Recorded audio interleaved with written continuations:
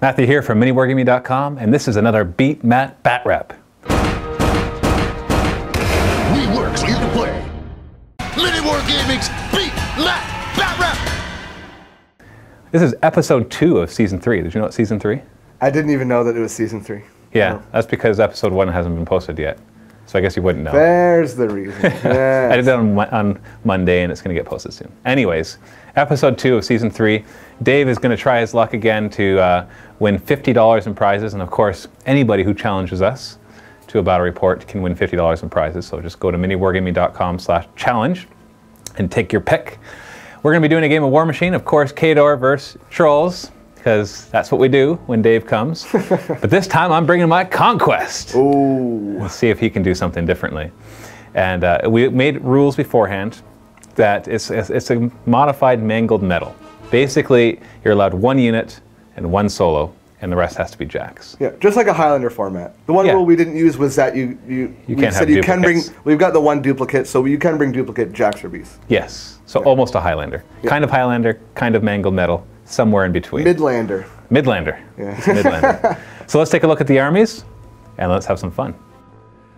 Let's start by taking a look at my 50-point Khador army, dominated, of course, by the Colossal in the background, but we'll get to that in just a moment. So we made the rules that you could only bring 1 unit and 1 solo. The rest had to be jacks and beasts. So we got P. Vlad, Prime Vladimir. I thought he'd be pretty good with Signs of Importance, because it's hard for Khador to take care of a lot of jacks. And he's got the Conquest, the Khador Colossal. I'm really excited to use him in my first ever battle report with the Colossal. This was painted up by Jay.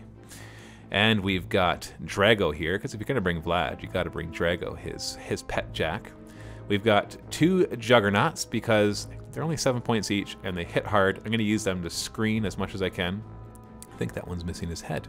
Just realized that. Oh well. 2 Juggernauts, 1 with a missing head, and a Spriggan painted by Blue Table Painting. And he's actually part of an army you can buy. So we have all of that, and we've got our mechanics as a backup. So for my unit, I brought mechanics, and for my solo, I brought a war dog. So I really wanted to go heavy jacks here. And then we've got Dave's Trollbloods, and he's got lots and lots of beasts, and he's got a unit and a solo as well. Leading the charge is Jarl's Scold with his 2 guns and magic bullets and all sorts of fun stuff. And then in his battle group, he's got a ton of beasts. We've got an Impaler. We've got, I think it's called a Lightning Troll, if I can remember that correctly. We got a Slag Troll. Got an Earthborn, a heavy hitter there. And then we've got another, this is actually an epic cast of another heavy war beast as well. And then he's got a Troll Bouncer. Got the big shield and a chain weapon. And for his unit, or we'll look at this first. We got a Long Rider champion here. And then his unit is a unit of Long Riders. So we got lots of large bases to contend with, which, you know, I was expecting, as I knew I was playing Trolls, so I didn't bring lots of blast weapons. Unfortunately, the Colossal has mostly blast weapons, but he's also got some pretty high strength on those. So I had to pre-deploy to Colossal before we go any further. And we rolled off, and he actually got first turn, so he's deploying his guys first.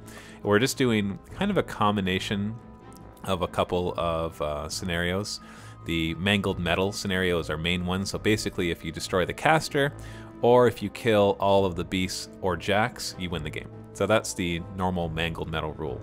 We're also doing the kill box rule, though, from the Steamroller tournament. So basically, after the 2nd turn, your caster has to be more than 14 inches away from either board edge. Otherwise, it automatically dies. And so it forces everybody to move forward into the middle and not just be little chickens and sit back. So you look at the deployment, it's pretty straightforward. I've got my Colossal leading the charge. We've got Drago and the Spriggan and the Juggernauts all ready to absorb the impacts from everybody. And got the mechanics obviously behind, along with Vlad. So Trollbloods get first turn, and he decides to cast Quicken on the Long Riders, which gives them some extra movement. And then he casts, I think it's Warpath on that one. It gives him a better movement in AoEs and stuff.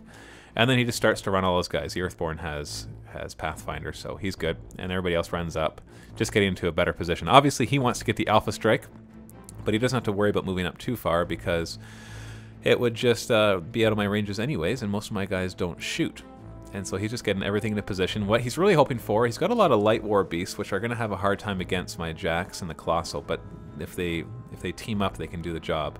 But he's got the 2 heavy war beasts who really could easily take down the Colossal if the 2 of them get the good charge in there.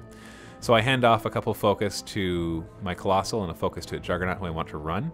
And then Vlad activates first and moves up, and he casts Signs and Portents, which gives everybody an extra die on attack and damage rolls. You just have to drop the lowest die. And then the Colossal moves forward his mighty 4 inches and takes a shot with his 15-inch weapon, but 16 inches away, unfortunately. So it's going to automatically scatter. It does scatter back 5 inches, but I was hoping obviously for a hit because a power 15 hit on those guys would do some major damage. So it scatters back and we hit these 3 guys with power 8. I got a couple focus to boost some damage. I get 4 dice, removing the lowest, remember. So that did nothing. And then the second one gets hit, and I don't think that did anything either. And then the third one gets hit, and I boost that one because I have a better chance of hurting him. And I roll all right. I rolled an 11 there, and so I do, I think, a couple points of damage. 2 points of damage to his 4. So scratch one of his trolls a little bit. Then he uses his secondary cannons, which can either fire twice each at the same target, or they can lay down AoEs that if he enters those, it's a POW 6. Now, it's not really a threat to him because even his Long Riders are armor 17. But they're just there to deter him, and I really had no other thing to do with them anyways. If I fired them, then they would scatter and hit him with POW 6 anyway. And then everybody else advances the mechanics, making sure they move forward far enough so that they're able to move up to repair if anybody gets hurt, and the War Dog joins Vlad. And that's it. End of round 1. Positioning. Little scratch on one of the trolls, but otherwise no blood has been drawn quite yet. So really it's going to be his move to determine what to do. I left one of my Jacks within charge range of his heavy beast. A little bit as bait, because if he does charge it, then it'll be good for me. And I really want to keep those heavy war beasts away from the Colossal. So to be continued, go ahead and click on the link below for part 2. And happy wargaming.